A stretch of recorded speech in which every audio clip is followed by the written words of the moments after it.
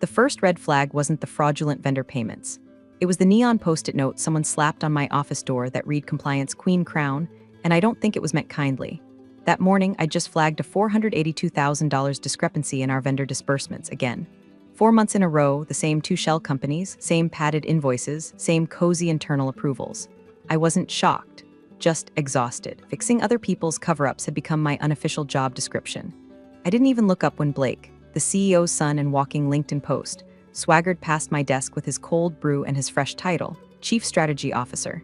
He was 2 weeks into the job and already allergic to eye contact with anyone not holding a mirror. I'd just finished drafting a memo to legal, pending escalation, vendor anomaly unresolved, timeline to internal disclosure, 5 days remaining. If that sounds dry, good. Dry is safe. Dry doesn't make headlines. Dry doesn't send federal agents to your lobby, but let me back up. I'm Joanna Price, Chief Compliance Officer at a mid-sized logistics tech firm that grew too fast, hired too sloppy, and thought governance was something you sprinkle on top like parsley. I wasn't flashy, but I knew every line of code in our internal controls. My role, quiet behind the scenes, was the dam holding back the flood. If I did my job right, no one noticed. If I didn't, well, the Department of Justice sure would. Now here's where I pause for a second, because 90% of y'all listen to stories like this without subscribing. I see you. Yes, you. If you're liking this train wreck already, hit that like button and subscribe. It seriously motivates the team to keep digging up these stories that make you yell at your phone like you're on Judge Judy. Okay, let's keep going. That week, I'd quietly flagged the anomaly for internal resolution for the 4th time. Our finance head, Karen with a Y of course, had replied with her usual, "We're monitoring," which meant she hadn't read it. Blake, in his quest to streamline redundant legacy costs, had made a target list. HR, admin, me, compliance, because why pay someone to stop crimes when you can just hope crimes don't happen? Thing is, I'd been giving them time. I'd built a buffer into our platform, a grace period for them to self-correct before it became a mandatory external disclosure. That timer, it was ticking. I never made a scene. I wasn't a whistleblower. I was a canary in a coal mine who documented everything. Every flagged invoice, every unanswered memo, every system ping ignored by people who thought regulatory exposure was just a fancy way of saying we'll deal with it later. Spoiler, you won't. Sometimes at night, I'd stare at the compliance dashboard glowing like a warning sign and wonder what would happen if I just stopped. Stopped holding it all back. Stopped rerouting fires into whispers. Would anyone notice? Truth is, I was getting tired of being the parachute nobody thanked while they did barrel rolls with their budgets. No one celebrates the crash that didn't happen. But oh honey, they remember the one that does. And the deadline was close now. 5 days. That's how long I'd given them before the system's silence would become its own scream. 5 days before a small window closed and a mandatory notification opened, a signal to the feds that said, something's rotten here and no one's talking. I thought maybe they'd catch it in time. Maybe someone would finally listen. But Blake didn't listen. He smirked, he laughed. He cut me loose like dead weight, and in doing so, he kicked out the one support beam he didn't know was holding up the whole damn house. The first time Blake opened his mouth in an exec meeting, I knew we were cooked. He strolled in 15 minutes late, sunglasses still on his head like he'd just come from Coachella, reeking of expensive cologne and inherited consequence. The title on his slide deck read, Optimizing Strategic Spend. Translation, fire the people doing the work so Blake could afford more hoverboard lunches. I'd been in that boardroom for 8 years, long enough to remember when we had folding chairs and a coffee pot that growled like it wanted to retire. Blake had been in the company for 12 minutes and already had a personal assistant, a standing desk, and a firm belief that Excel was for peasants. He clicked to a slide showing everyone's salary stacked in bar graphs. Mine was one of the taller ones. Redundancy and legacy roles, he said, tapping my name like he was swatting a fly. Compliance overhead, $150K, dead weight. I didn't blink. I just folded my hands and said, if you're referring to the compliance role, I'd caution against eliminating it before you understand the scope. There's a pending vendor anomaly with federal disclosure implications. He blinked back like I'd spoken Esperanto. Right, see, that's part of the problem. We've got too many people saying things like federal disclosure implications. Let's focus on ROI, not alphabet soup. Karen with a Y chuckled. The CFO stared at his phone like it owed him child support. The CEO said nothing. Of course he didn't. Blake was his son, his legacy. If Blake wanted to turn the company into a drop-shipping pyramid scheme, Richard would have asked if he needed a PowerPoint template. I kept my voice even. My role exists because the SEC doesn't find oops to be a valid defense. Blake leaned back, arms folded behind his head like a smug finance bro Buddha. I'm just saying, if the role was really that critical, we wouldn't be able to cut it. No one spoke, not legal, not HR, not the board chair who once told me I was the invisible net under their tightrope. And in that silence, I felt it, the chill, not fear, not even anger, just the quiet knowledge that the grown-ups had left the building and handed the matches to a pyromaniac in Yeezys. Blake wrapped the meeting with a quote from his business coach. "Tough decisions make lean companies." He didn't invent the phrase, but he said it like he'd patented it. Then he tossed his water bottle in the trash and walked out before anyone else stood. I sat there another 5 minutes, just breathing, letting the room drain of his cologne and condescension. This wasn't my first storm, but it was the first time I could smell the exact cologne worn by the hurricane. Back in my office, I opened the compliance dashboard again. The vendor alert pulsed in red now, unresolved, 4 days left on the timer.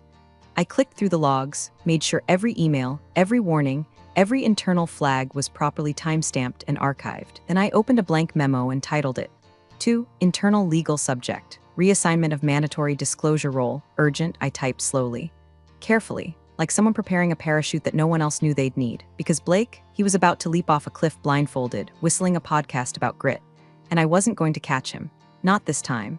They scheduled the board review for 8 o'clock a.m. sharp, which in Blake speak meant 8:23 with a latte and smugness in tow. The whole room had that tense, artificially cheerful energy, like a church potluck where everyone knows someone's about to get excommunicated. Blake walked in wearing one of those quarter-zip tech bro sweaters and a watch that could pay off a mortgage.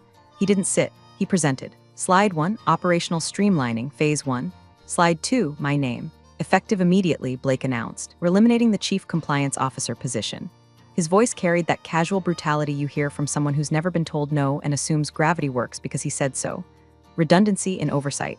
Savings, $150,000 annually. He smiled like he was offering a coupon.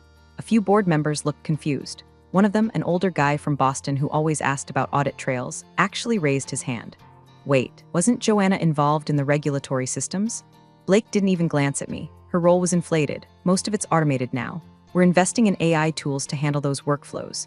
Then he chuckled, and added, "She'll tell you compliance is a full-time job, but so is Candy Crush if you're bad enough at it." Laughter. Thin, awkward, cowardly.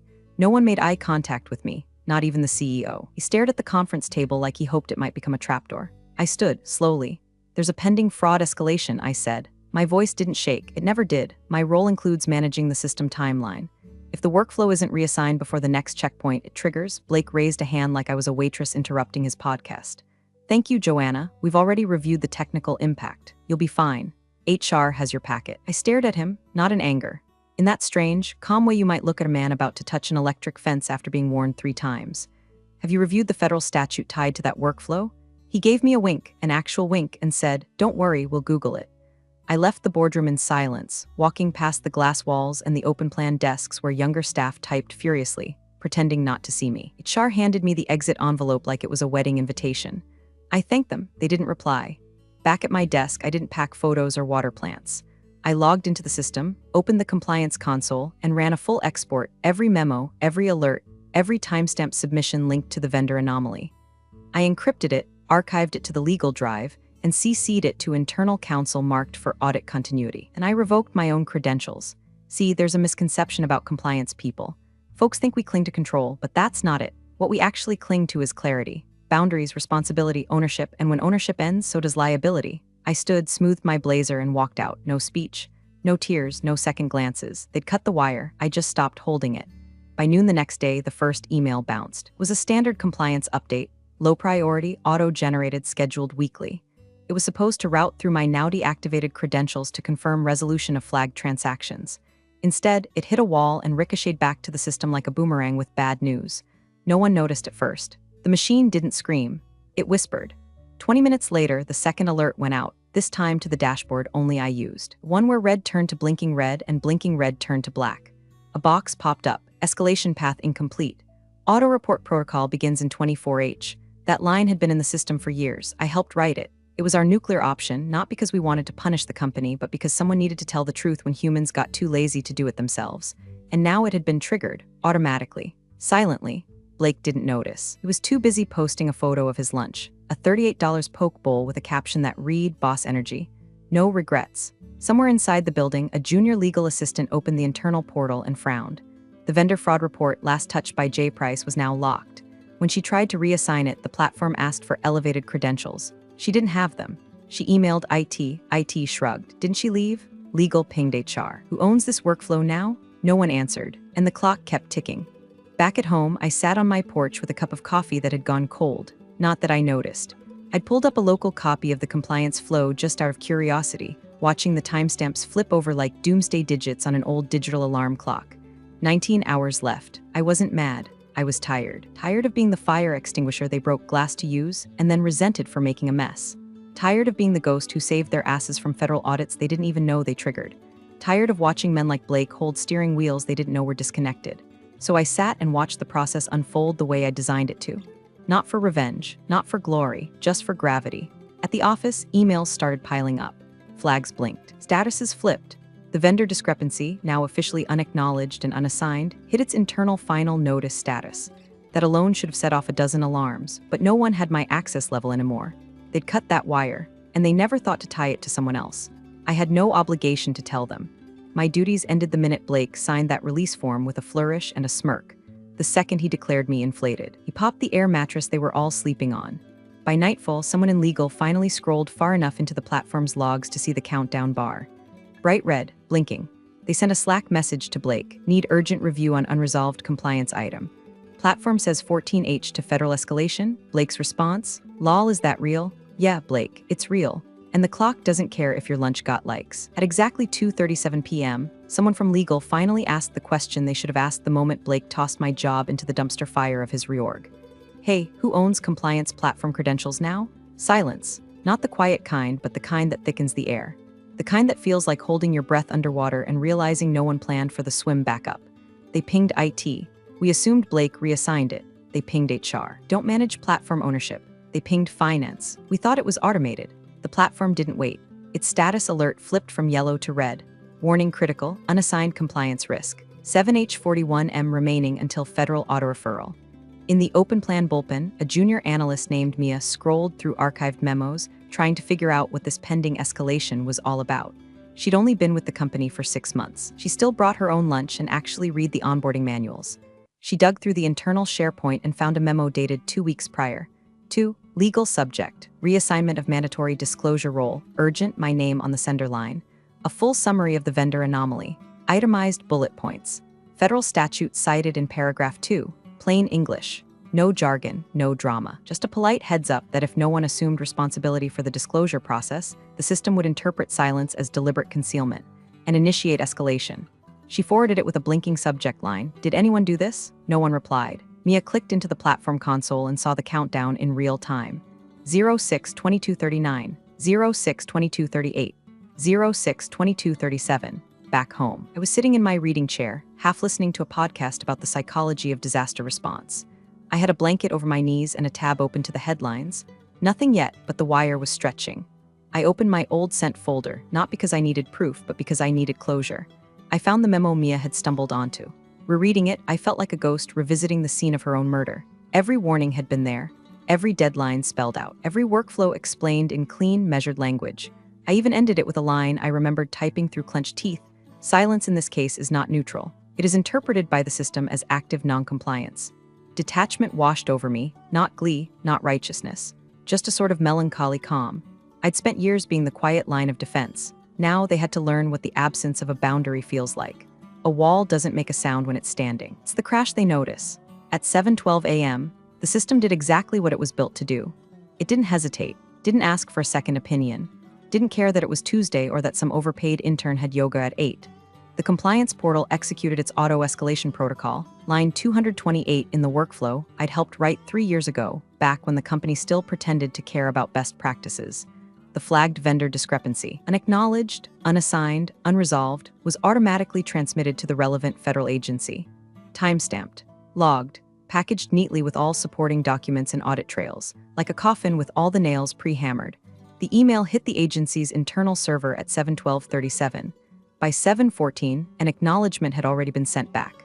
The portal flagged the incident as external inquiry initiated. Company's obligation wasn't optional now. It wasn't a suggestion, it was law. Once the referral hit, they were legally required to cooperate with a full audit, provide all related documentation, and demonstrate mitigation steps taken since the risk was first flagged. Which, of course, would be difficult, because no one had taken any. The one person who had was now watching birds out her kitchen window, buttering toast. I'd woken up early, not out of nerves, but instinct. Some part of me wanted to feel the second it happened.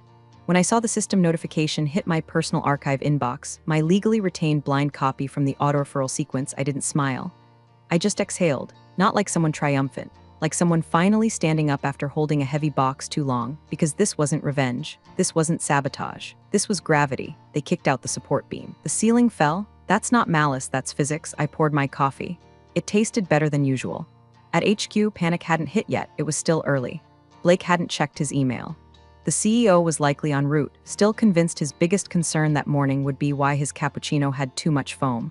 But legal had seen it. They were always first. The associate who'd first noticed the red alert the day before opened her inbox and nearly dropped her phone when she read the subject line. SEC notification. Immediate attention required. Auto-escalation triggered within 5 minutes. The general counsel was calling Blake's cell. No answer. He tried again. Still nothing. At 7:41, he texted, "We've got a problem. A big one. Call me ASAP." Meanwhile, the compliance platform kept humming along like a thermostat in hell.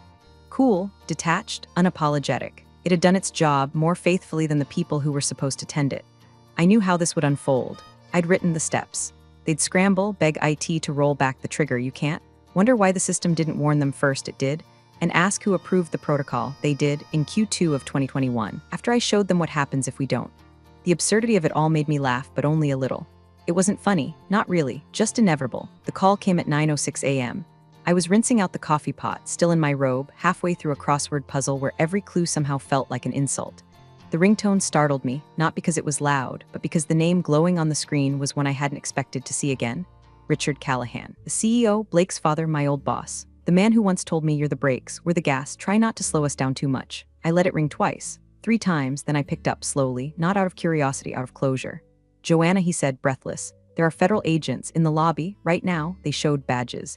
They asked for vendor logs and audit trails. They have a printed copy of an escalation timestamp that matches something. Don't even know what it is. What the hell is going on? I paused. Let the silence stretch. Let him feel how empty it is when no one fills in the blanks for you anymore. Then I said calmly, "That's the compliance portal doing exactly what it's programmed to do when a fraud risk goes unresolved and unacknowledged past its statutory window." He sputtered. But why would it trigger now? "No one authorized, no one had to authorize it," I said. "It was automatic. Supposed to be, that's the entire point. You remember, right? The audit response framework I built and walked you through, twice." There was a long pause on his end. Then, "Why didn't someone stop it?" I didn't sigh, I didn't scoff. I just replied, "Because you terminated the only person authorized to prevent it." Another pause, this one heavier. He tried again, a little softer. "Can you come in, just for the morning? Help us walk them through. I'm no longer employed with your company, Richard. Joanna, please, I made every effort to warn you. I documented everything. I followed protocol. This isn't my fire. I didn't light it." He fell quiet, just breathing on the other end. Probably watching suits flash badges down in the glass atrium, where the receptionist was almost certainly texting her sister something like, "You won't believe this shit." He finally muttered, "This is going to kill us." I didn't answer, because honestly, maybe it should. The kind of company that trusts a frat boy with a budget scalpel more than the woman who spent years shielding it from collapse, it deserves to learn what collapse feels like. Still, I wasn't cruel. I wasn't vindictive. That part of me, the part that needed validation, was long gone. Burned out somewhere between the 3rd ignored memo and the 100th time I was told, "Don't overreact." I said, "Good luck, Richard," and hung up. No dramatic click, no power pose. Just me, standing barefoot on cold kitchen tile, holding a phone that finally stopped ringing. Legal figured it out around noon, which, considering the size of the fire, was impressively late. The general counsel, Brad, who once told me compliance was basically just documentation with a fancier title, stood in a war room now hastily assembled in what used to be the Nap Pod Lounge. His collar was wilted. His tie looked like it had been chewed. He had 3 interns pulling every policy I ever wrote and 5 more combing through vendor contracts like the company was on trial, which, give it another 48 hours, it might be. He was mid-sentence on a conference call with external counsel when Mia, the junior analyst, slid a printed copy of the escalation memo in front of him. He stopped. Read it. Twice. Then he asked the room, very quietly, who was listed as the escalation owner in the portal. Mia, without looking up, answered, "Joanna Price." Credentials deactivated per Blake's restructure order. No reassignment was processed. Brad closed his eyes, like maybe he could undo the last 48 hours if he just wished hard enough. So, he said, more to himself than anyone else, "We removed the one person who could stop the system timer and didn't replace her." Mia added, "Auto-escalation protocol assumes concealment if there's no designated owner and the deadline expires." Concealment, Brad repeated, as if the word personally insulted his JD. "That's what this now looks like to the feds?" "Yes," Mia said. "That's exactly what it looks like." Brad didn't say anything for a long time. just stared at the memo like it was a Ouija board spelling out you're screwed. By the time the 2 p.m. vendor contracts meeting rolled around, 5 external partners had already paused operations pending compliance review. A 6th had frozen disbursements. One even issued a formal breach notice. They were dropping fast because when the SEC comes knocking, no one wants to be the company still holding hands with the suspect. Word spread like mold in a locker room. Slack lit up. Employees whispered in elevators. Rumor surfaced that Blake had tried to delete the platform alert before realizing he didn't have admin access. Someone screenshotted the agent badges in the lobby. It made its way to Twitter, where a former intern tweeted, "Remember when they fired the only person who knew where the landmines were? Yeah, they're tap dancing now." But the worst came when the board met privately that evening. Brad presented a slide with 5 bullet points. 1. Joanna's role included sole authority for compliance workflow overrides. 2. No documentation shows a reassignment of that authority. 3. The fraud alert was documented, unacknowledged, and allowed to expire. 4. The escalation was automatic and non-discretionary. 5. The platform is legally certified. The assumption of concealment now triggers penalties. One of the board members, a retired DOJ investigator, sat back in his chair, hands folded. Asked, "So you're saying we built a safety mechanism and then ignored it?" Brad didn't reply. He didn't have to. They weren't looking at a blunder. They were looking at negligence. The kind you can't PR spin. The kind that leaves a permanent stain. The kind that comes with $signs and subpoenas. Back at home, I fed my cat, flipped on the news, and saw the first headline crawl across the ticker. SEC probes tech firm over compliance breakdown and vendor fraud alert. I muted the TV, not out of smugness, just peace. The boardroom looked like the aftermath of a corporate car crash, papers scattered, voices frayed, and not a single bottled water untouched. The CEO, Richard, was sweating through his undershirt, collar unbuttoned like he'd just run a marathon in a courtroom. No one had touched the pastries. Blake sat at the far end of the table, gray around the edges in a way only pure, undiluted panic can do. His hair was no longer artfully tousled. It looked like he'd clawed through it on the way in. The smugness that once filled every corner of his posture had collapsed into a slouch so deep he might have vanished into the seat cushions. Brad stood at the head of the table, calm in that way attorneys get when they're already triaging their own liability.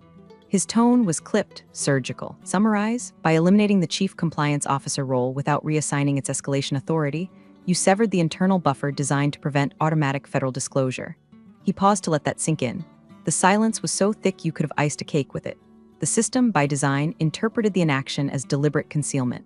The referral was triggered automatically. We can't claim sabotage. We can't claim ignorance. The protocol followed its programming, and the agency now believes we were hiding something. A board member, a venture capitalist who once tried to pitch a tequila brand mid-Q4, rubbed his face and muttered, "Jesus Christ." Another leaned forward. Who made the call to eliminate her role? Everyone looked at Blake. He opened his mouth, closed it, tried again. I didn't realize you didn't ask to realize," Brad snapped. "You didn't read her memos, you didn't review the protocol, you didn't speak to legal. You fired the one person who understood the consequences of silence, and then told the system to shut up." Richard, the CEO, looked like a man watching his own obituary write itself in real time. Outside the boardroom, agents in dark suits were already conducting interviews, quiet, polite, but immovable. Reception was closed. 2 federal vehicles idled in the loading dock. Staff had been told to remain at their desks. Phones rang. No one answered, and then came the final blow. The board chair stood, adjusted his glasses, and said, "Blake, we'll need you to step outside." "For what?" he croaked. "Because if we don't remove you now, the optics suggest we condone your decision-making. And frankly, we can't afford any more assumptions of negligence." An assistant opened the door. Blake looked to his father for help. Richard didn't meet his eyes. Blake rose, wobbled slightly, walked out. No one clapped. The door clicked shut behind him. Back in my house, the sun hit the side of my office just right, warming the hardwood under my feet. I was reviewing a local grant proposal for a nonprofit I'd promised to help when my email pinged. From HR@Lexivinscom subject, we saw the headlines. "Can we talk? No resume attached. No begging, just an offer to talk." They knew who I was now, they knew what I'd done. Correction, what I'd stopped doing. The dam broke. The river flowed, and now all I had to do was pick which shore I wanted to stand on. No revenge, no courtroom monologue, no gloating Instagram posts. Just gravity doing its job. Thanks for watching, you cubicle warriors. Hit that subscribe button. Unless you're my old boss, then you're on your own. Revenge of the coffee pot strikes again.